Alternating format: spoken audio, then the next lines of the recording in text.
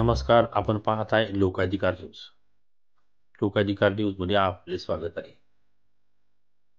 लोकाधिकार न्यूजचे तुळजापूर तालुका प्रतिनिधी हनुमंत आलट यांनी पाठवलेला वृत्तांत.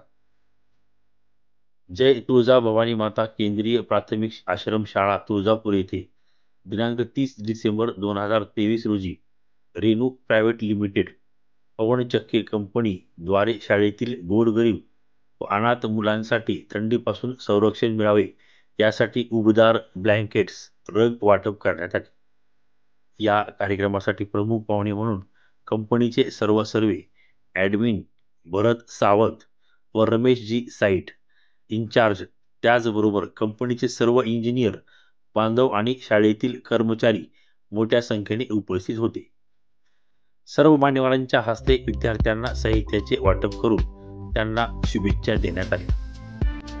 लोकाधिकार न्यूज, तुळजापूर.